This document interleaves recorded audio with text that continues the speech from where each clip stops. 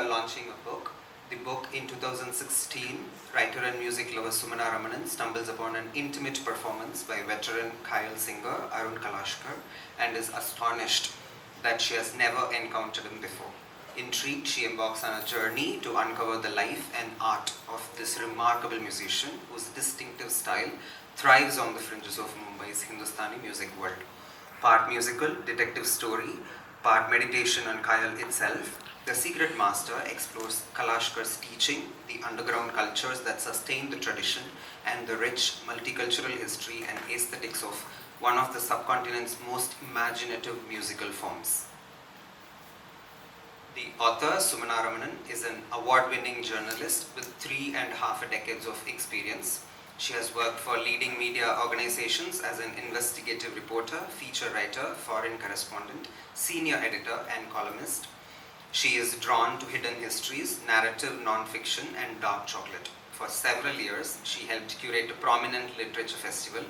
To keep sane, she sings, swims, and practices yoga. She lives in Bangalore, but has one foot in Mumbai, where she grew up and worked for a major part of her life. The interlocutor today, Shri T.M. Krishna, is a vocalist in the Carnatic tradition. He was awarded the Sangeeta Kalanidhi, one of the most prestigious honors in Carnatic music, conferred annually by the Madras Music Academy. He is also a prominent public intellectual, writing and speaking on issues of structural inequality and culture. Krishna is the driving force behind the Chennai Kalai Thiruvira and the Swanubhava initiative.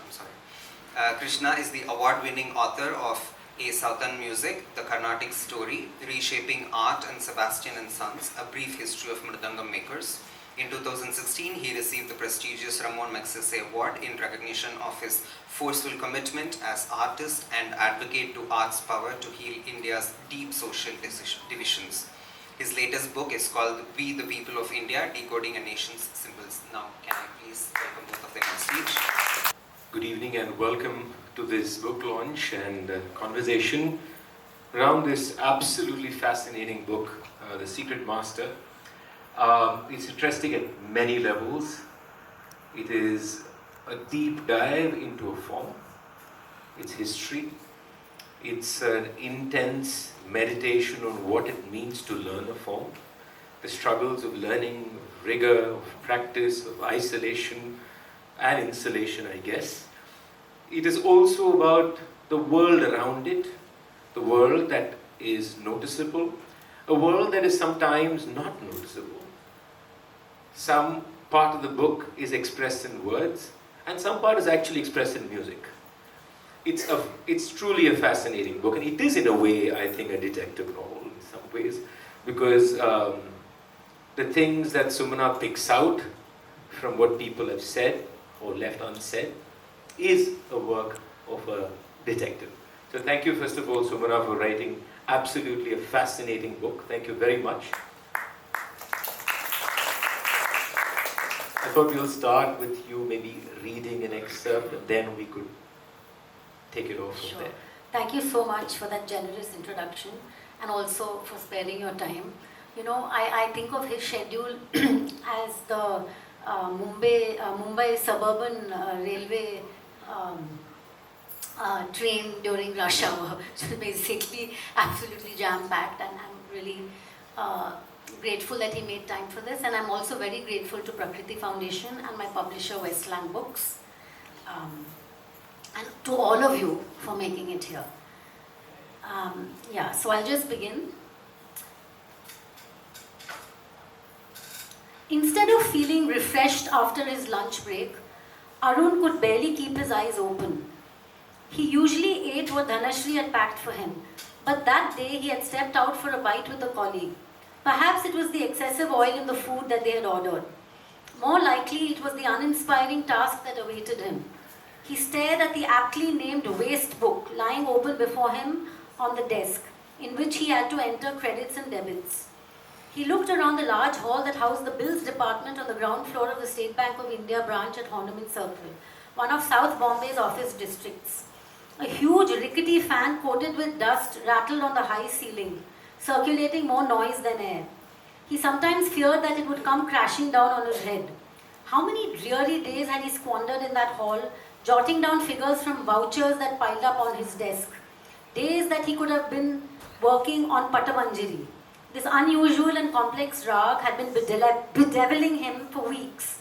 It was a collage of excerpts from other rags, such as Bhageshri, Dhanashri, Mand and Tilak Kamod. He was grappling with how to merge these pieces into a seamless sound that subsumed the constituent tunes. For someone who took his sharp intellect for granted, he was frustrated that he was taking so long to become fluent in this rag. But no matter how insistent Patamanjari's call, he had to concentrate on the insipid job at hand. At the end of the day, he had to tally the credit and debit columns. If the totals did not match, he had to put in extra hours checking the entries against the vouchers all over again. He forced his mind into a mechanical groove and reached for the slips of paper. Tick-tock, tick-tock.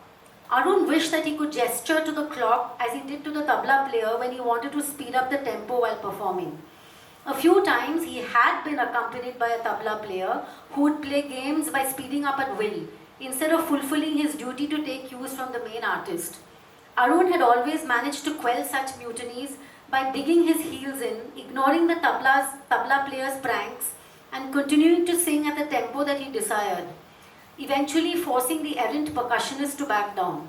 But life was not a khayal performance, over whose space and duration he had some control. When the clock struck 5, Arun gathered his belongings and bolted out of his chair. So this is just a piece on the day that he is going to a new guru, Baban Rao Haldankar, whom his previous guru, Gajanan Bua Joshi, actually advised him to go and learn from. So it is a very important period in his life, so I've slowed down the action, and so a lot of my book has been written in the mode of literary non-fiction, so I just thought I'd read out a piece to give you a flavor of what that means. Another thing that the book does quite beautifully is skips through time, slides through time. We go back and forth, we go between different periods in Indian history, different kind of houses, housing. So, but before we get to many of those interesting parts, I thought maybe it's important first for you to speak a bit about khayal. And in a way, shall we say, unravel this very generic word called Hindustani music, especially in the South. I think it's used very loosely. And when you say Hindustani music, it means just one thing to some people or a jumble of many things. So if you can first start from that very large look and then into khayal itself, I think that'll be a great way to start the conversation. Yeah, wonderful. That's an excellent question because for reasons that I'll explain.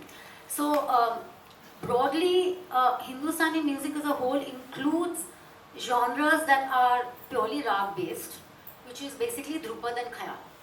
And it also includes semi-classical forms, and I know Krishna himself has pointed out that these terms are loaded, but I am using the word classical to refer to purely rag-based forms, which would be Drupad and khayal, as I said, and in the south it will be Carnatic music.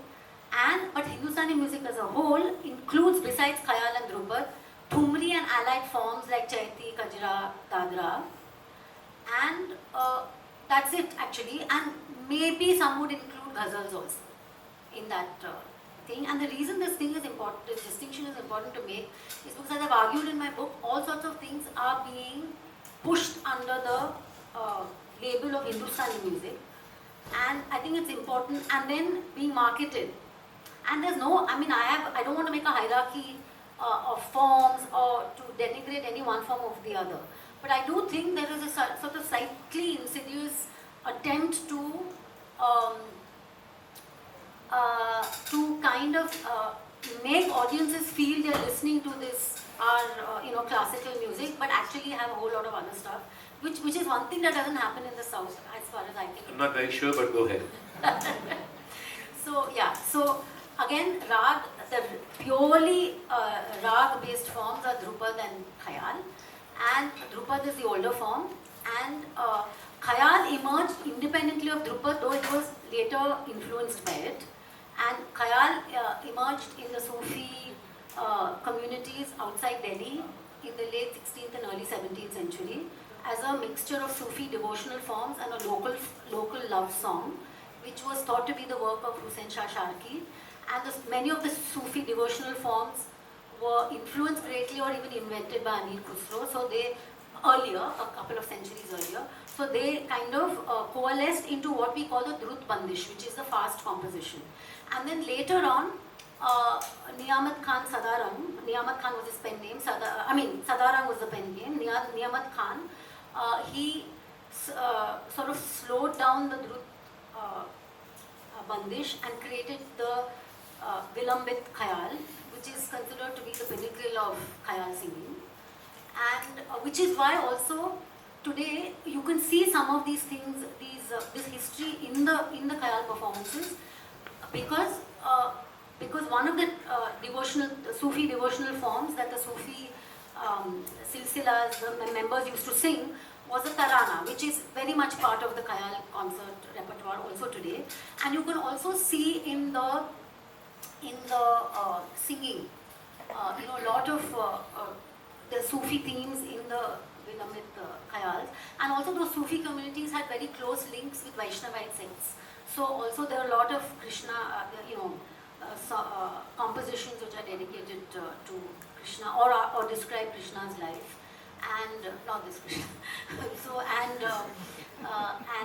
then the Sufi and there's love songs, and sometimes the Sufi and the Sufi devotional themes and the love songs are intertwined. I mean, so the fascinating thing is about the syncretic origins of it, and in a way syncretic practices also for a long time, and you're addressing the point that now there seems to be an attempt to, in a way, shall we say, strip it off a syncretic form in the way it's perceived rather than practice. Are you suggesting that there is an attempt to do that? No, I don't think. I think musicians who sing this form today, I think very much acknowledge the contribution of the Islamic culture and the ustads and the musicians. But at some point, this music moved from the hands of Muslim hereditary musicians, because it was forged in Sufi khankas. It obviously stayed with hereditary Muslim families for many years because the caste system functioned in every walk of life. But it was after the 1857 rebellion when a lot of these musicians who were around the Delhi area had to scatter, including elite musicians in the courts who were mainly Drupadiyas, which were called Kalavans. They were called Kalavans. They were Drupad singers. And the Sufi devotional form had also moved into the court. It began as a devotional form, but it moved into the court during Jahangir's time. And so they were actually called Qawwals, because they also sang forms that resemble today's Qawwali songs, but slightly different. So all these elite musicians had to scatter and look for jobs elsewhere. At one of the, because of the collapse of the Mughal Empire, because the British had, brutally put down that rebellion. And at that time, the Maratha Empire was on the ascendant. So they came to the Maratha Empire, and naturally there were a lot of Marathi-speaking musicians there. So the Muslim musicians taught them, and there was a great deal of love, affection, respect between the two communities. But what happened is, there was a period, there were these two reformers, V.D. Paluskar and V.N. Bhatkande, who did play a slightly different role in the sense that the literature and the historical evidence suggests that they were prejudiced, and they wanted to sort of purify this music from Islamic influences. Bhatkande, for instance, felt that this oral tradition is it's not good. We need to have a written record of all these compositions. And so he actually went to these hereditary musicians and tried to get information. And the irony is, one of his main sources was Wazir Khan from Rampur, who was an extremely erudite calligrapher, playwright, etc. But he still felt that all these illiterate ustads who don't know much, which again it's been completely debunked by historians that they were all illiterate. Many of them were extremely erudite. So he went there and he got all this, and So Bhatkande is a very ambivalent figure, because he did hold all these prejudices, and also I would say even the Hindu musicians, many of them are pretty ambivalent about him, because in the process of trying to codify what was a very, very subtle and nuanced oral tradition, as Krishna himself knows, he kind of oversimplified it and even distorted it, some people would argue. Okay, and so that was Bhatkande, who wanted to get something in writing, get this whole tradition in writing. And V.D. Paluskar, for his part, wanted to open it to the middle classes, because it was still then passed down orally through Guru Shishya Parampara. So he wanted to open it to a larger group of people, and he opened all these schools. The first was in Lahore, and then he moved to the headquarters moved to Bombay, and V.N. Bhatkande was also based in Bombay. And so V.D. Paluskar also started introducing bhajans, Hindu bhajans and things like that in his schools. So Janaki Buckley is one of the historians who's kind of argued that they did have these prejudices against the ustads and the Islamic element in this music. And yeah, so they, in a way, I would say implicitly also bought into the narrative that that we were this whole Hindu country before the Islamic invaders came, which ironically was actually something that the British were propagating, like John Stuart Mill. It was actually British historians who came up with these very, very simplistic and actually ill-informed narrative about Indian history. Just on an aside, in Bhatkande's search for purity, he had to come to one place for sure, which is South India, right? And he comes to the city of Madras. He travels to Tanjavur. There's an entire travelogue of every conversation he had with Subbarama Dikshita, he had with Rutyur Tyagayar. And guess what? He says somebody told him that all the intellect is here. So he hated the sound of Carnatic music recorded by him, but he thought all the theory is here. He got a copy of the Chaturdandi Prakashika from Subbarama Dikshita from the city of here in Madras, and takes it back and unfortunately tries to mimic that and create the thought system. I'm glad he failed. Leaving that aside, there's another big part of the book which is very, very important, which is just about the rigor of learning this form. What it really means to be in a way crazy. So crazy that you're willing to forget everything else and just be in that tedal for that note, for that rag, for that little movement, that time stops, space stops, food, everything. And a large part of this book is also about that madness. And your protagonist, of course, is Arun Kashalkar and his madness. And in a way, the madness doesn't stop with him, it's also with the students. And there is that craziness as an exchange between the Guru and the Shishyas also that you describe quite vividly. So can you just take us through that process of what it means to be mad about music, that everything else stops?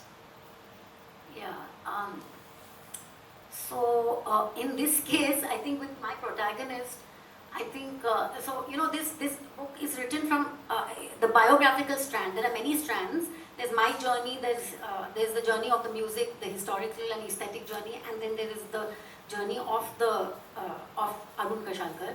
I think this madness was most experienced maybe by his wife, So in some ways she was the one who was supporting this madness. And because as I said, Harish said in his introduction, he was on the fringe, and he had, as I've explained here, that's in the late 90s or whatever, some of the more complex styles had become marginalized. So there are about 6 major styles that are widespread, styles or gharanas, and 3 are what I call traditional and 3 are heterodox. The traditional ones came, draw their lineage, I mean their lineage comes from the elite musicians of the various royal courts, either the Kalawans or the Qawwals. And the 3 others, so those were the Gwalior, Agra and Jaipur. And the later ones, the Kirana Gharana, the Patiala, and to some extent Rampur Sahas. Rampur Sahas one did come from an instrumental elite lineage, but they were influenced by other styles. So anyway, they are what I call the heterodox styles, and they came after 1857, and they actually draw trace their origins to sarangi and tabla players who had a subordinate status in the royal courts because they also accompanied tawafs. So anyway, so that whole history is here, and because they had to reverse engineer the rag elaboration because they were not getting talim from the elite musicians. There was a figure called Behram Khan who learned Sanskrit, and he picked up this Mehrukan technique from the Sangeet Ratnakara and tried to do a permutation combination of the rag notes, etc. Whereas the traditional gharanas are all much more phrase based. So these are not pure, they're actually what I call, there are these abstract paradigms, and all the gharanas lie on a spectrum on this line, and some are much closer to that. So the traditional gharanas are usually phrase based elaboration. They are avartan linked, which means they are very closely linked to the avartan, and for that to happen, the length of the avartan has to be fairly short. It can't be so long that it almost becomes linear, and because that's how human perception works. Okay, so avartan linked, and the elaborations are bandish based, which means that they roughly follow the terrain of the bandish. They go on the terrain. Whereas these, because they worked on a permutation, they took all the notes, and then they kind of saw that we should start from the lower notes and move up. So it is not phrase based; it is more note based. Again, like I said, people learn from many sources. So it's a much more complex thing, I've complicated all that in the book. But to talk about the heterodox paradigm, so instead of being phrase based, it's note based. Instead of being avartan linked, it is free flowing, and it's usually not strictly bandish based. It's usually linear ascending. So, and there are some parts of linear ascending even in this, like in the Agra Gharana, Nomto Mala tends to be linear ascending. So there are some elements, but like I said, these are the broad paradigms. So these, the traditional gharanas seem to be harder on a lay person's ear, okay? Because a phrase is like an idiom, you have to catch the whole thing together. And the avartan is moving fast, it's linked, so it's very linked to rhythm. And the bandish, you don't know, if you're doing a bandish based elaboration, you don't know where the musician is going to go next in the elaboration. Whereas here you know that there is a very, not predictable, but a very steady increasing, across the octave. And so these traditional gharanas have to some extent been sidelined by the rise of businesses who are running Hindustani music in the late 20th to now in the 21st century. Because they have to fill halls and things, and it's a business so they have to fill halls, and the marketing people who are sponsoring them don't know much about these styles because there's a decline of AIR, etc. So anyway, so my guru, basically has synthesized these 3 traditional styles, and he comes from a small town in eastern Maharashtra, and he's made his way, and he's learned from 6 gurus, and some of them are very, very great gurus and musicians. And he came of age at a time when his gurus were also performing, and so I've explained the whole host of factors which caused him to be sidelined. But to not get that, neither money nor fame, and you have synthesized these 3 gharanas, your style is so grand, he's a composer, yet he was teaching. So it really is it really is a form of madness, and it took a toll on him. It took a physical, psychological toll on him and his wife, and I think I've also chronicled the journeys of seven of his students, prominent students who actually 6 of them sang for a CD of his compositions, and the other one actually helped produce it, who's a Shehnai player, and 6 vocalists. And as I say, in the 21st century, the challenges are even greater because, see, it's not as if any of them is starving and all. You hear about all these old, stories about musicians in previous eras, who were starving and then who ran away from home and all these kind of very. But so they're not. But I think the gap between them and people in their cohort of equivalent education, I think the financial gap is much greater than it was in my guru's time. Not to disparage at all what all those musicians did or what he did, as you will see. It's been very difficult. So it requires even more of grit, I would say, in the 21st century, with the whole entertainment imperative, entertainments all around you. And also, very crucially, in my guru's time, yes, it was very difficult for him, living hand to mouth, keeping a day job and doing this every day, but there were listeners, and he created his own ecosystem. He said, okay, if I'm not able to market myself and people are not, I'm not able to do it, I will create my own ecosystem. So he created, hundreds of people came to us, he sang in his home free for people, and people came, and he that is a fringe. He's part of a larger fringe, and he created that culture where people understand the music very, very well. But I think all these other students, they are managing, they teach, they do this. It's always difficult. The spouses, some of their spouses are helping them. So I think it's much more difficult because also there's a lack of listeners. So at least you can say, okay, I will live a slightly, more simple life than others around me. But then after you give so much to this music, then you want someone to listen to you, right? Just to interrupt you there. I mean, despite the fact that he created his own world, I sense in the book still a tension for Arunji. In the sense, there is that larger world, there is that mainstream world, and let's be very honest, every musician wants to in some way also be famous, and I sense even though he had his own, he found peace, he found his own market, so to speak, I still feel there's that tension in that book, where there is that yearning somewhere that not just him but this music, it's not just his voice, but this kind of music should be heard in a larger space. So, in your conversation in the book, how do you think that, how did he manage that tension? Because that tension is very evident to me in the book. Yeah. I mean, he was all set to become a big star, and then he fades away for reasons that you'll see. That makes it even worse, right? Yeah, yeah. And then it becomes more and more difficult. And then the solution is that he creates his own ecosystem.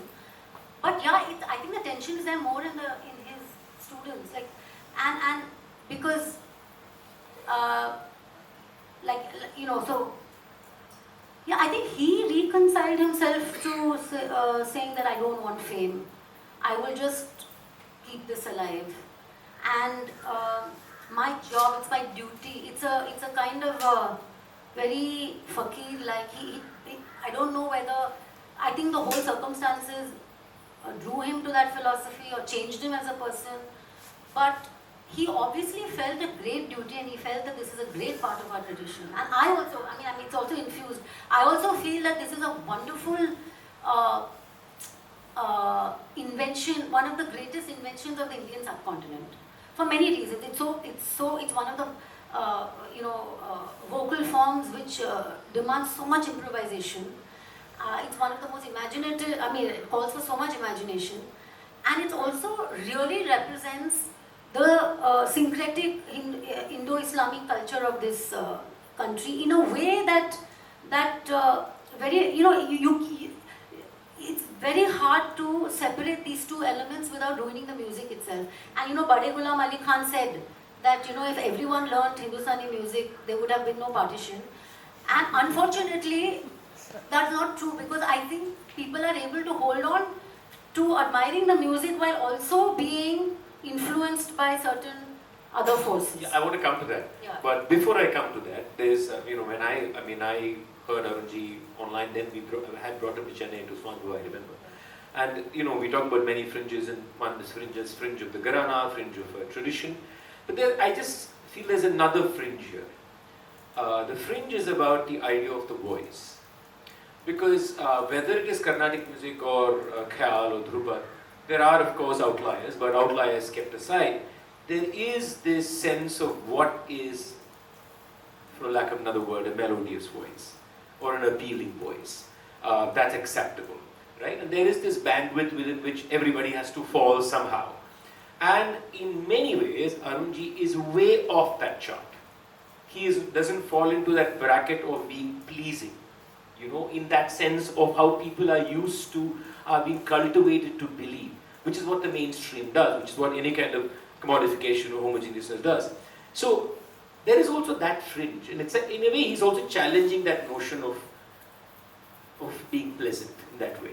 So I think that's also a fascinating pushback from the fringe to what you accept as a good voice. No, that's again very insightful, because actually when he was going to become famous, he had an amazing voice. Amazing. I mean, you can see some of the older recordings. And then I think because of the hardships that he went through also, the voice started faltering. And that's when everyone told me, whom I interviewed, that he started really beautifying the music. So the music became more and more intricate and delicate as he started, as the voice started behaving unpredictably. But again, I would say he's absolutely right, because in the previous generation, when it wasn't so commodified, when classical music wasn't so commodified, a whole range of voices was acceptable. Gangubai Hangal had an absolutely masculine voice.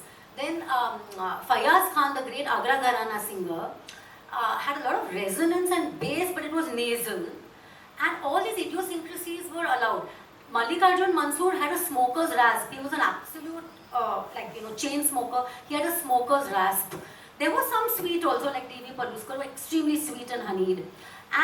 But in the olden days, when people said you have a good voice, the musicians would say, oh, does it mean, they're not saying anything else, which means that they're not commenting on my music. That's never been a compliment. Yeah, that's never been a compliment. So, but in it today, because of this commodification, and because in audience's mind, what Hindustani music is itself is being diluted. So all sorts of things are being pushed into the bracket of Hindustani music. And I'm not against experimentation, jugalbandi, whatever it is, but it has to be an honest attempt, right? And when the main thing, the heart of it is struggling, I think the attempt by all these businesses to present all this is actually a way to capture the attention of a listless consumer. But so now in today, the what counts as a good voice has dramatically narrowed because of the entertainment. They wanted to sound more and more like what would the voice that would be needed for film music. Yeah, I think that's very true, and that's the struggle that's there all over, where there are only, especially social media now, kind of constricts it even more to only certain kind of voices.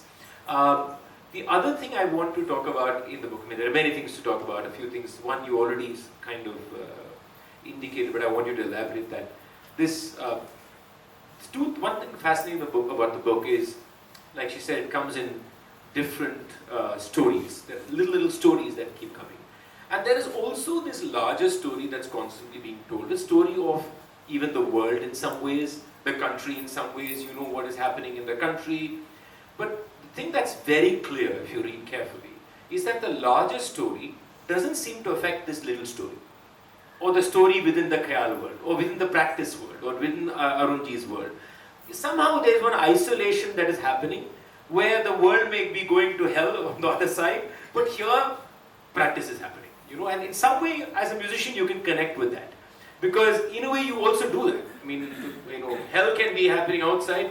You're sitting in a house and learning a new composition. And it's like, is this for real? Sometimes, it's almost like you check yourself. Now, that also means, by default, unfortunately, that this world remains in a way detached from the politics of the larger world, or their understanding of the politics is limited.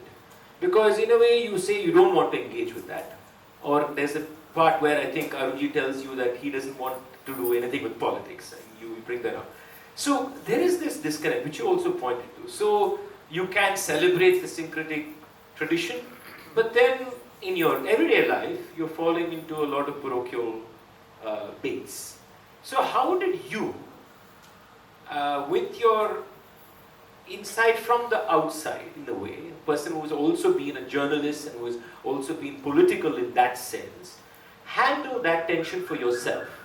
Because you're sitting there in a classroom where you're probably hearing things you don't want to hear, or you're seeing people ignore things around. How did you reconcile that for yourself? I don't know if I've reconciled it even today, but it was definitely difficult because,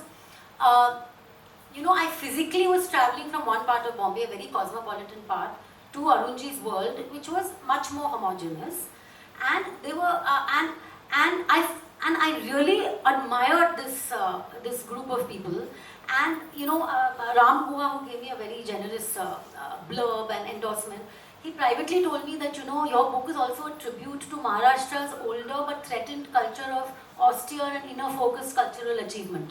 So that's what I admired about all these people. So obviously I admired all of them, and they were just wonderful, gracious human beings. They would open up their homes, and it's just very generous. But yes, there was a disconnect between the way I was receiving the world and the way my reaction to the rise of Hindu supremacism, which I saw as in an intellectual tradition, not intellectually, the political tradition of white supremacism, of Aryan supremacism in Germany. So I saw it in the larger historical trajectory, and while I understood the anger at the previous political dispensations, and I understood that there was a lot of criminality and corruption, what I was trying to, I find very hard to get through is that this is some kind of red line, and we can even maybe recover from corruption and criminality, but we cannot recover from the complete decimation of institutions and of dividing society. So yes, it is very difficult. It continues to be difficult, and I did try to have conversations even with my guru, and he kept saying, "Look, I don't have time for all this. I don't know anything. I've not read history. I agree that I'm ignorant." And I said, "But Guruji, you in passing you said this, that, and the other." He would say, "Yes, it's wrong. I know maybe it's wrong. Maybe it's from my background." He really did, because he really was struggling to even. He says that if I don't, he was a composer. He taught hundreds of people. He created his own ecosystem. So it's like not one person, because his wife was a very big part. So the two-person institution who've taught 500, 600 people. So obviously I kind of understood it, but it is not easy, because that was the time when this genocide, against Palestinians by Israel, supported by many Western powers, that was also happening. So a lot of things were happening, climate crisis, and I myself would, go by train from my South Bombay home to the farthest suburb of Bombay, which is literally on the fringe. And I would see the slums, I would see, and I quit a full-time journalism job to do this. I said, you always say you want to do music seriously, but you never end up doing it. This is my time, I'm going to do it.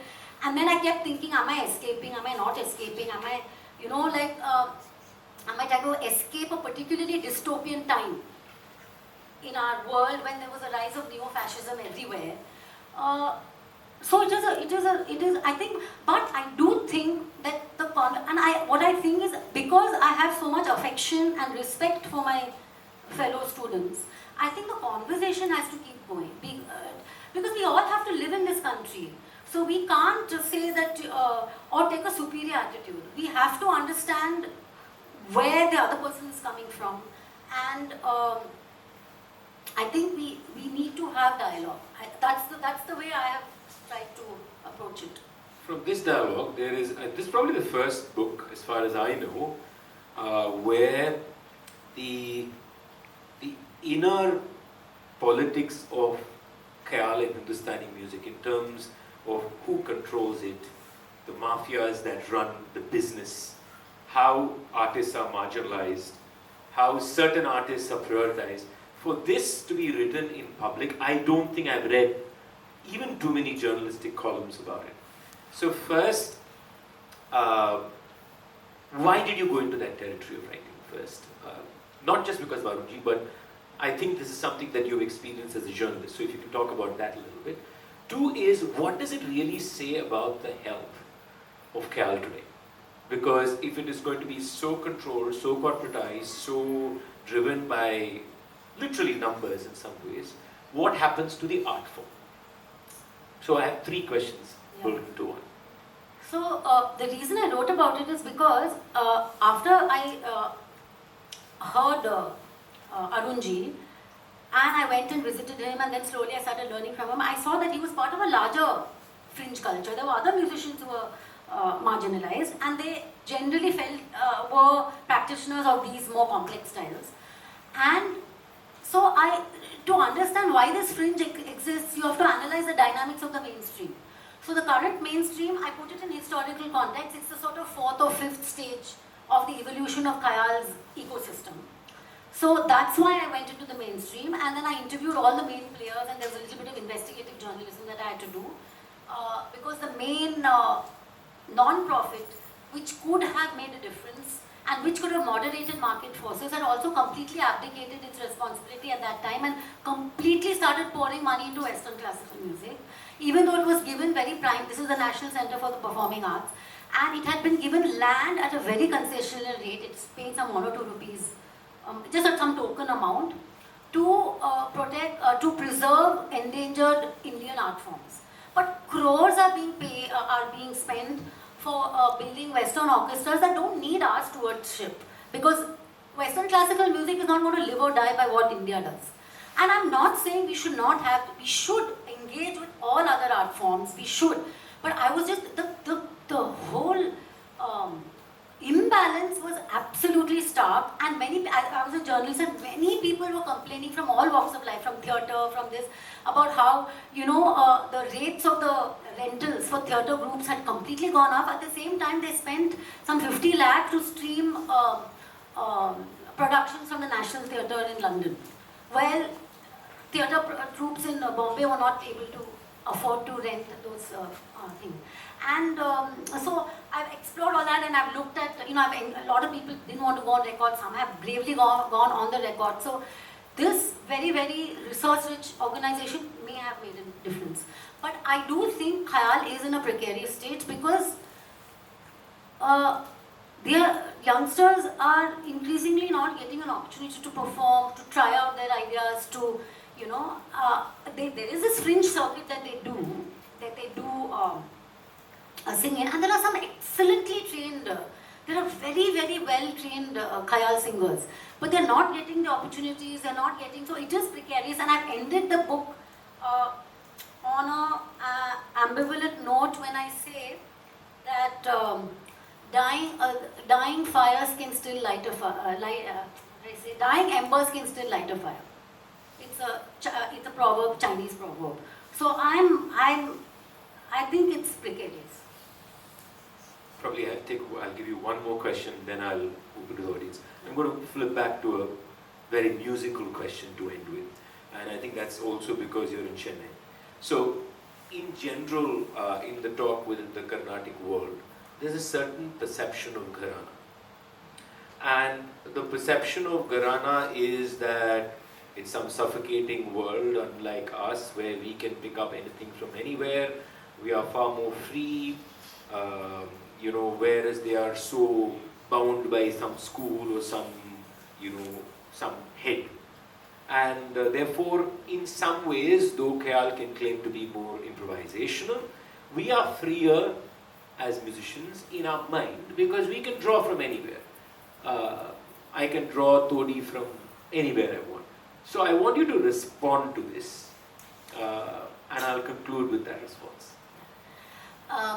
So yes, so this the Gharana as an institution, I think most my guru and others like him would argue is absolutely essential in Hindustani music. It is not the parochial sort of straitjacket, and it arose because of the way khayal developed. So the original Gharana was then retrospectively called the Gwalior Gharana, had certain principles which I call the traditional Gharana. And what happened is, as khayal became very popular, Dhrupad singers took to it. So the Agra Gharana of khayal came from a particular style of Dhrupad, and they brought some of their Dhrupad training into it. And then there was the Jaipur Gharana, who was also, they were Dhrupad singers, and they also took to khayal. Now the heterodox Gharanas are very different, and they each have their whole approach. So like I said, now there are these broad divisions, right? So the traditional have a particular way of elaboration, and these people have another way of elaboration, and they have different sets of rags. So you can't, it's impossible to have a phrase-based approach to a rag and a note post. You have to choose between one or the other, right? So it depends on what you have learned. And only once you have absorbed all the principles of that, can you then go on to learn maybe in another style and then mix. So there's a quote by Guruji, he says it's like, it's like mixing cocktails, but you have to do it very judiciously. And then of course he very rhetorically asks, but where are the tasters now? Because even when you're mixing them, it has to be done aesthetically. So because of the different backgrounds of those who took to these styles, the very fundamental principles of how you view the rag, and even the tals, like the traditional Gharanas use a larger range of tals, like and the heterodox usually use ek tal, which is a 12 beat, and so all that is different. And in the heterodox Gharanas, they came from instrumental lineages, so they focus more on on the oral effect of the music, whereas this is much more about the developing the rag and getting playing with rhythm. Rhythm is a very important component, and I suggest in fact that some of these traditional Gharanas, if you understand the structural principles, you could arguably say that it is even closer to Carnatic music than the heterodox ones. And the Agra Gharana has the Nomto Malap, which is very similar to the Tanam, and some of them do sargams like the Kalpana Soraman. So it is not the straitjacket. It is absolutely essential. You have to be steeped in a Gharana because then you inherit all the refinements of all those people in that tradition. If you just pick without understanding the foundation of what you are doing, and you just pick and choose, it sort of has no coherence. Your elaboration has no coherence, and each Gharana also has some specialized rags. So you'll find Agra Gharana has specific rags. Though I would say broadly Agra, Jaipur, and Gwalior follow somewhat similar principles of elaboration, as I said earlier. Okay, we'll stop with that, and thank you very much, Sumana. There's a lot more to talk about, but possibly with time I'll stop here. I think we can take some questions from the audience. Thank you, and thank you so much for such an engaging discussion. I think this is a very important book to come out now when classical music is, facing the threat of being reduced to Instagram reels and YouTube shorts, and the expression itself, people are trying to bring it down to the audience retention, and I think it's very important for people to read about the longer version of the game, and I hope people come back to live concerts with the idea of listening to it in full. My question is something that you spoke about, the sweetness of the human voice. And I'm just in awe of how many dots are getting connected now, because while I came in, Mr. Mukund was asking me about a concert that we did in 2007 at the November Fest. and he was asking, it was a very collaborative concert at that time. The review that came for that concert was written by Gauri Ramanan, Dr. Ramanan is also here, where she had mentioned about the lead singer's voice being sweet, about being blemishless, about being very unique, and in other words, sweet. Immediately came a rejoinder from Krishnanna about that review. While I was thrilled to see my name appear in 2 different dates in the same week of the leading daily, I was first flustered to see what was this criticism about. Then I realized that it was not about the concept but about the review, where they had used the word being sweet, the voice being sweet, and he had opened up a very valid point for discussion within myself. That is, what is it that the audience considers as a sweet voice today, or as a unique voice? I would like you to answer, Krishnan, also. Today in 21st century, where you hear different kinds of voices, and voices that are probably not even live, what you hear on YouTube and Instagram, they are processed voices. Would you say that a Carnatic student and a Hindustani student, because I have heard people say that Carnatic music, the fundamental exercises to strengthen the voice is not that much. But in Hindustani, you have so many beginners exercises that you have to keep on repeating in your Riya sessions. For example, even the Sapasa goes on for many hours. And for us, it's just one thing that we do away very quickly with. Would you suggest a different aspect of training the Carnatic voices with more voice exercises to make the voice, or probably make the audience get conditioned to a different normal or a sweet voice, what they have earlier misperceived about? And would you consider the Hindustani learning of music, probably is that fundamental exercise, the whole concept of fundamental exercise, dwindling with the new age musicians? Are they still going through the rigor of getting trained in the entire basic sadhana exercises that you think? Okay, about Hindustani music, there's again a difference between the traditional and the heterodox. I would say like Kirana, Patiala, Rampur, to some extent because of their instrumental backgrounds, and because they didn't have access to so much repertoire, they have focused much more on the quality of the voice, on projection, on oral, and exploring the Mandra Saptak.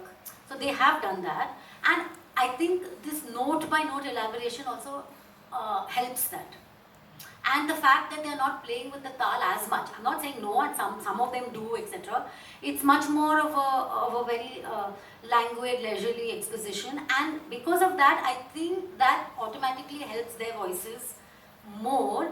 I think I have seen more musicians in the traditional, where there is a lot of phrase-based, fast movements like this Nom To Mala, and a lot of playing with the rhythm, have faced much more voice issues. And I have a whole chapter on that because of my guru had voice issues. And even with, across the thing, there is no scientific evidence-based training of the voice, because I also started facing, because Guruji used to have joint classes, and occasionally we had to sing at C, sometimes we had to sing at B sharp, because it was always like men and women together, and then it was always like how many more men today or women today, what is the compromise sur at which we are going to sing. And so I actually had a problem with my voice, so I went to a proper voice therapist, and fortunately she was a khayal singer, and she had learned in the 2 gharanas of the 3 that my guru taught, and so she was able to explain that these are things, and also just imitating the male voice for a female singer. And so I got a lot of information from her, and I did about 15 sessions with her. And I also interviewed someone called Samyukta Ranganathan, who is a Carnatic she's a Carnatic singer in New York, and she, I think, is probably the first one. She's doing a PhD. She also learns Hindustani music in New York, and she learned from S. Ramanathan in S. Ramachandran, who was Sangeet Kala Acharya. He got here in Chennai, and then she went to New York, and she's learning from Sanjay Banerjee of the Kirana Gharana, and she has a master's in this, and now she's doing a PhD in this. And she says it's not just theoretical, you have to use the understanding of the way the vocal cords work to apply it, and she has been applying it to Carnatic singers who come to her in the US. So I think it's a very nascent field. Partly because I think in the West, a lot of the time they focus on that so much. She said, I went to a conference, there were only 2 of us showing papers about Indian classical music, whereas hundreds of Western speech researchers presenting on Western classical music. That's partly because I think for them there's not that, unless you don't count jazz musicians, but most of the others are not improvising. So their entire I think effort is to focus on refining the voice and being able to span many registers and octaves. Whereas here, like there was some I've quoted this gentleman who spoke to a Western journalist, and he said, well, for us it's like asking, a whole lot of voice qualities are acceptable. Used to be, like I said. Now again, because of the Instagram reels and auto-tunes and all that, there is an impression that there is only one kind of voice. But he said, at least at least a couple of decades ago, that asking an Indian classical musician to have this perfect voice is like asking a poet to have very good handwriting. So it is true that in rag-based music, at least the knowledgeable listeners are judging you on the quality of the literature of your raga exposition, rather than, of course, your voice has to be able to produce all the subtleties and all that.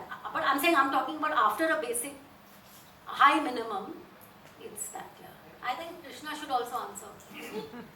I mean, I actually do not think there is a problem with the teaching methodology. There's a problem with the teaching. That's the fundamental problem. You do a bad job of teaching and then blame the methodology. I think that's a cop-out. I mean, nobody stops a teacher from doing Sapa 20 minutes. Nobody stops a teacher from making sure that you get the Sarli Versa right. The problem is that we've also made that a kind of a quick business. Quickly move and quickly get to songs. And you have parents who want their children to be on stage quickly. The usual problem, right? So that is the problem. And the issue is that it's difficult for people, say, who live a life making money out of that, to resist it, because that's their progress. If they have more students, so the mess is there. I actually think that the way our vocal training is actually planned, it's very systematically done, and I don't see a problem in that system. And even as a teacher, I make sure that's done, and I go back to it even in a classroom for a person who is doing advanced or whatever. This is one. Two is, let's ask this question, be honest. If Shammagudi Srinivasayar was singing today, I will assure you he wouldn't have an audience. We can all nostalgia put Instagram reels now and say, oh, Maru Balka 1962 concert. All that sounds good. The fact is, a person with a Shammagudi's voice would not have survived today. And that reality should scare us. That a person it is very similar to saying, I judge a person on the basis of how they look. It's no different from that. If you can call that to be discriminative, you have to call this out as being a form of discrimination. Right? So the problem is us. That Instagram is creating a major problem. It's quadrupling this problem. It always existed. I'm not saying it did not exist. Of course, you should be able to deliver the music that you want to deliver. That's non-negotiable. And to have that skill set. But beyond that, what does it really mean to express music? What is the expression of a raga? What are you actually, the whole, in a way, investigating it. The investment is not there from the musician, and I must say there's no investment from the audience. They also are responsible for it. Let's not just say the audience also wants titillation, wants to go home. If I had an audience say, Bugger, you're singing crap today, come back and sing better tomorrow, I will be more responsible too. So I think the problem is on both sides. This is not just a musical problem, it's a literature problem, it's a problem everywhere. Where we face the fact that engagement has become so minimal.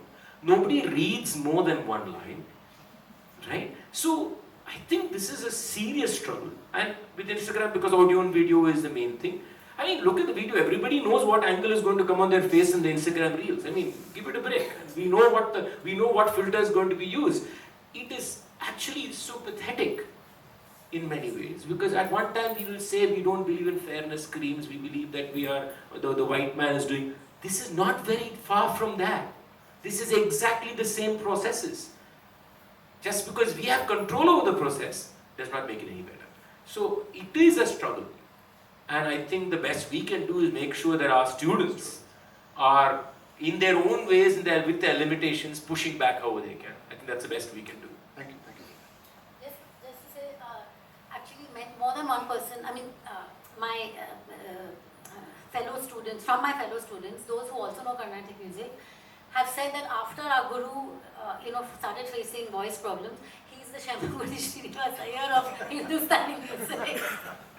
Meaning the substance is very rich, and it was got better and better as he faced more and more voice problems.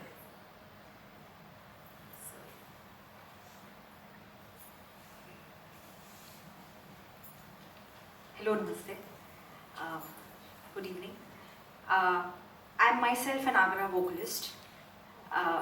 Yes. So I just wanted to also add on to the point that ma'am said, that when you're talking about gharanas like Kirana or Patiala or all these, like Rashiji's gharana for example, Rampur Saiswan, where it is a note to note, sur se sur jab badat ho rahi hai, ya when you're exploring the rag like that. I, as a student of music, have also felt that as an audience, that is more easily connectable. Because when you're talking about more phrases-based gharanas like Agra, Gwalior, Jaipur and all these, it's first very important to kind of have, at least to have had the kind of a listening experience to even go and listen to an artist who belongs to that particular gharana. Because then I think you enjoy the exploration of the heavy phraseology that happens in these gharanas. So I think as a student, I've also noticed that where, let's say if a fellow colleague or someone is singing and some random, let's say, person who listens to film music all the day, they will go and they'll be like, "Mujhe kuch bhi samajh mein nahi aaya, pura mujhe bouncer gaya." Whereas when you're going to listening to someone like who's our senior, like Kaushiki Didi or let's say Rashid ji who passed away, instantly they don't understand anything, but their response to the same music, the same raga is again very different. So I think that is again the way you. Also, I think we can also assimilate both the note-based and the phrase-based depending on your exploration. Yeah, it's not so, like, there's a lot of, like I said, these are abstract paradigms and everyone, Correct. depending on their talim, because people have had talim from this and that, both groups, etc. And I think overall these traditional styles come across as being busier, which is what also people who've not listened to any Indian music say about Carnatic music. That it's busy because a lot of rhythm, there's Yes, a lot of laikari happening. Yeah, laikari also there's a phrase which you can't understand, so definitely thanks for that observation, yeah. Is there time? Yeah, sure. Yes, sir. Thank you. I want to first congratulate you on the title of the book. I think the Secret Master, it's something that speaks to a universal kind of, I mean, the thing that I work with the Vedya Gharana, you know that.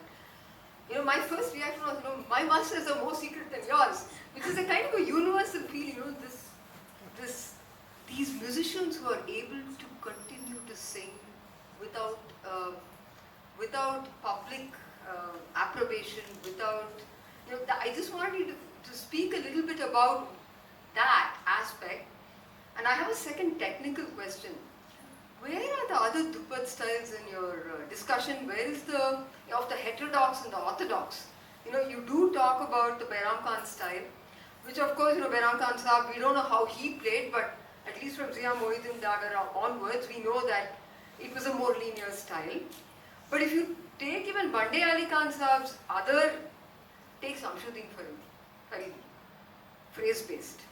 Take Asad Ali Khan Sahab, phrase-based. Take the Mayar Gharana. They entirely train based on compositions. I just wondered what you would say about them in relation to the history of khayal that you've sort of drawn out, because it's an important kind of connection also, just to finish the picture. Yeah. So I haven't gone, I've just summarized the history of Dhrupat in a couple of paragraphs. But you're right, See, the Kalavans were probably doing phrase-based elaboration because they were Drupad singers. And see, Rag and Tal are ancient. And it's the Kalavans who had the knowledge of the Drupad singers who had the knowledge of the Rag and Tal. So they were using phrase-based. But Behram Khan, who actually was a progenitor of the Dagar Bani, and people think, I mean, now people say he came from an elite background, but he doesn't. Actually, the evidence is that he came from a weaver background. And that is more because he reconstructed, I mean, he tried to use the Merukan system to elaborate.